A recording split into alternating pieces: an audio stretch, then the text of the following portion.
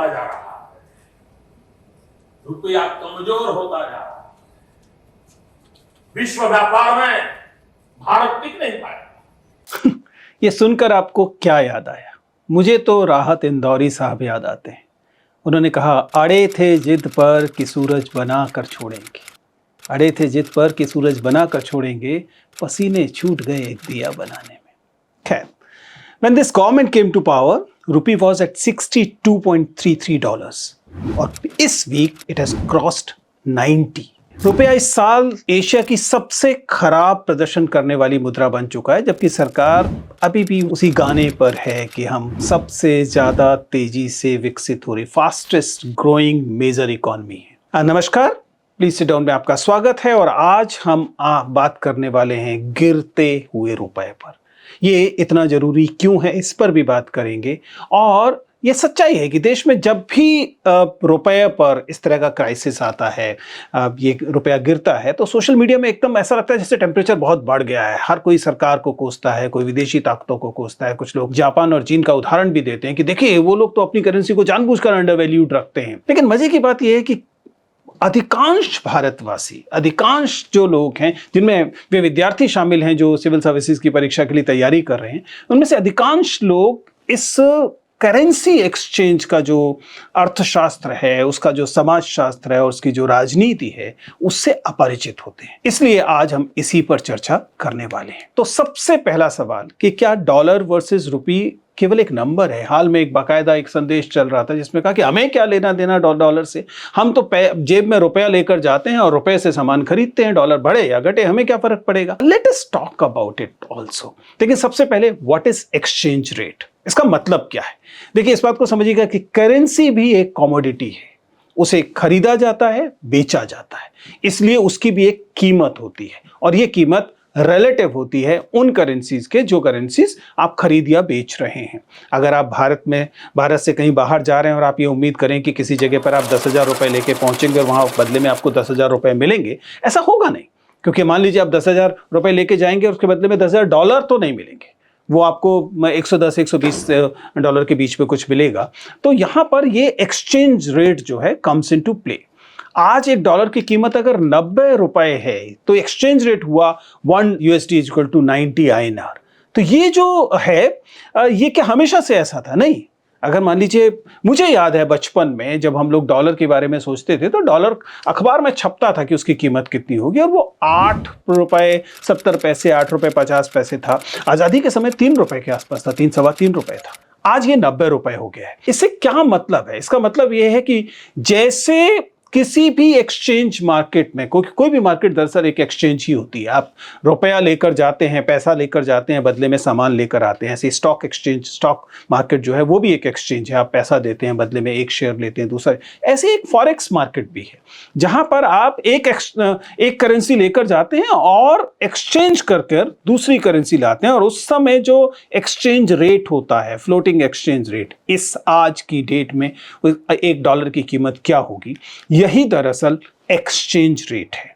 अब exchange rate जो है वह लगातार, आप देख रहे हैं कि कम से कम रुपए के मामले में लगातार नीचे की तरफ जा रहा है। बहुत सारे देशों में माना यह जाता है कि जो ट्रेडिंग है, ये जो यूरो, डॉलर और रुपए की ट्रेडिंग है, ये अर्थव्यवस्था की वास्तविक ताकत को भी दिखाती है। तो स्वाभाविक तौर पर जो सवाल बनता है वो यह है कि क्यों ना इस बात को थोड़ा गहराई से समझा जाए कि भारतीय रुपया INR जो है वो डेप्रिशिएट क्यों कर रहा है, ये इसमें गिरावट क्यों है। तो जैसा कहा कि जो गिरावट होती है ये कई सारी चीज़ों को इंडिकेट करती है। ये इकोनॉमी की हेल्थ को इंडिकेट करती है, ये पॉलिटिकल हेल्थ को भी इंडिकेट करती है। और बहुत बार जब आप इस तरह के सवालों में पॉलिटिकल लीडर्स द्वारा हल्के कमेंट्स बात देखते हैं तो आपको अफसोस होना चाहिए कि हमारी जो पॉलिटिकल क्लास है वो महत्वपूर्ण मुद्दों को कैसे हल्का बनाने की कोशिश कर रही है। जैसे अगर कोई ये कहता है कि नहीं जी हमें क्या लेना देना, हम तो रुपए से, या किसी का कहना कि नहीं नहीं रुपया नहीं गिर रहा, डॉलर मजबूत हो रहा है। ये जाहिर है कि हल्के किस्म की टिप्पणियां हैं, क्योंकि ये टिप्पणियां वास्तविक सच्चाई को नहीं बताती। तो समझने की कोशिश करते हैं कि गिरावट के पीछे का अर्थशास्त्र क्या है।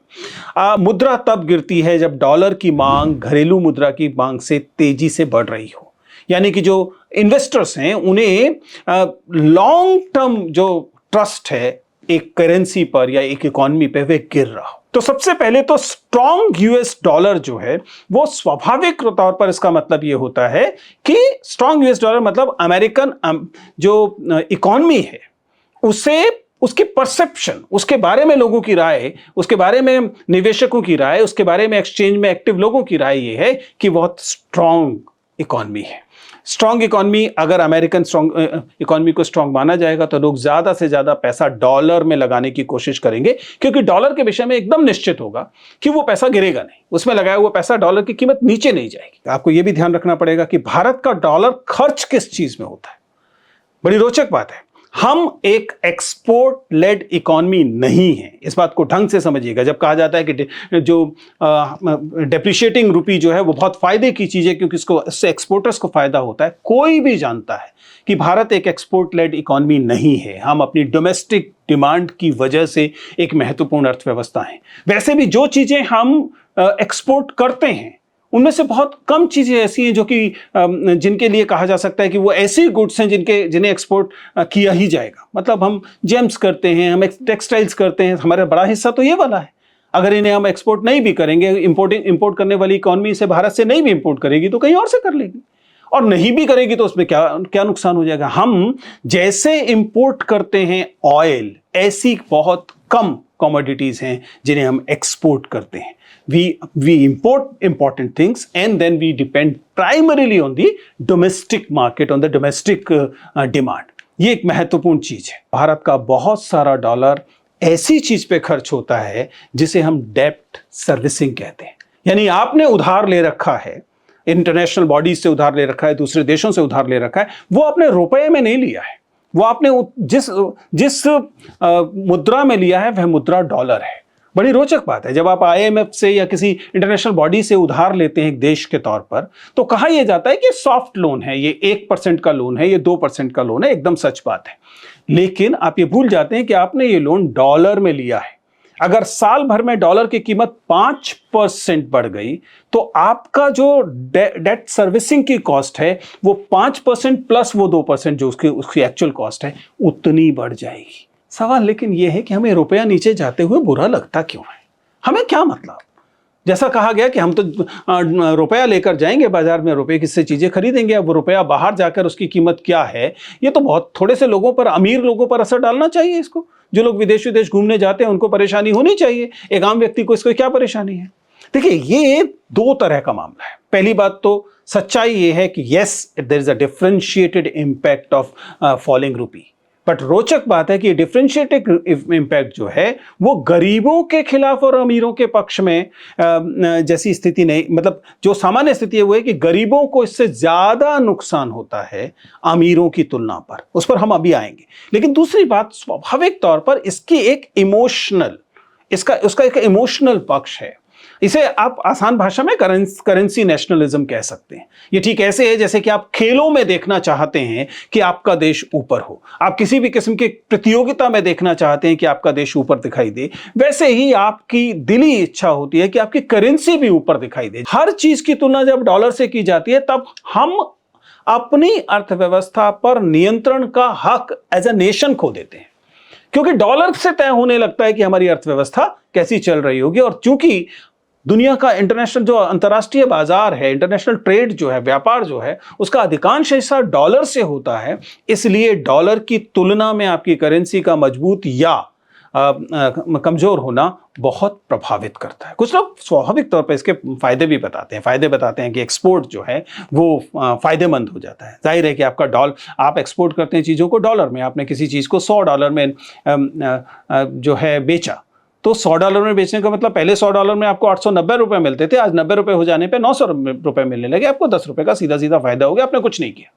आपने वही सामान बेचा, वैसे ही भेजा, बिल्कुल उसी तरीके से उसे तैयार किया था, लेकिन आपको अचानक उसमें जो है वो $10 या 10 रुपये या 100 रुपये का फायदा होने लगा। डिपेंड करता है कि कितना अंतर आया। एक फायदा ये दिखाई देता है कि आयात चूंकि महंगा हो जाता है तो लोग कम आयात कर लेते हैं। अब ये एक चुटकुले जैसा तर्क है, लेकिन ये बात सच है कि अगर मान लीजिए कोई चीज़ महंगी हो गई तो आप कहेंगे कि चलो कम खरीदते हैं।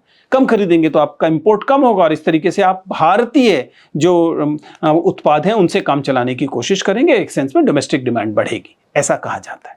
लेकिन नुकसान भी बहुत सारे हैं, दरअसल कहीं ज्यादा हैं। पहला तो जैसे बताया कि भारत एक एक्सपोर्ट लेड इकोनॉमी नहीं है, इसलिए एक्सपोर्टर्स को होने वाले फायदे के बारे में बात करने का कोई खास औचित्य नहीं है। We are import dependent country.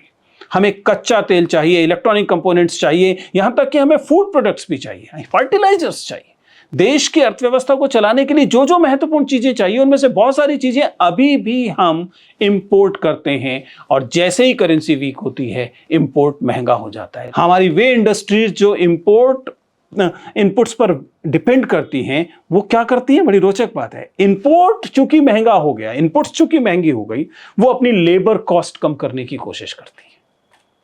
यानी कि अब देखिए ना, पूरा लेबर कोड आपको दिखाई देगा जो आपको बताता है कि अब आप 8 घंटे नहीं 12 घंटे काम करेंगे, आपसे सीधा 4 घंटे छीन लिए जाएंगे, और जरूरी नहीं है कि उसका वास्तविक प्रभाव आपकी आमदनी पर पड़ेगा, नहीं पड़ेगा, क्योंकि धीरे धीरे 12 घंटे की शिफ्ट एक नया नॉर्मल हो जाएगी।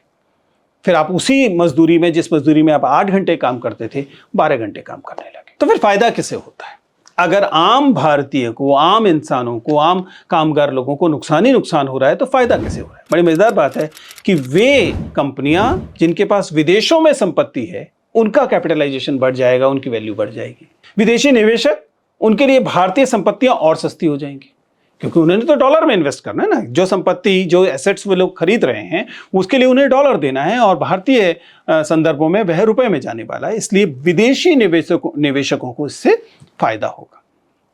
या फिर वे लोग जो कि डेरिवेटिव्स लेकर जो रिस्क होता है उसकी हेजिंग कर लेते हैं, उनको फायदा होगा। आम नागरिक इस लेवल पर इन्वेस्टमेंट नहीं करता है, इस तरह की स्पेकुलेशंस नहीं करता है, इस किस्म की सट्टेबाजी नहीं करता है। सरकार को यह सुनिश्चित करना चाहिए कि जब भी रुपया गिरता है तो आम जनता को उसके लिए पर्याप्त कंपनसेशन मिलना चाहिए, और यह बहुत जरूरी है। अगर ऐसा नहीं होता है तो इसका मतलब सरकार उस जिम्मेदारी से भागती है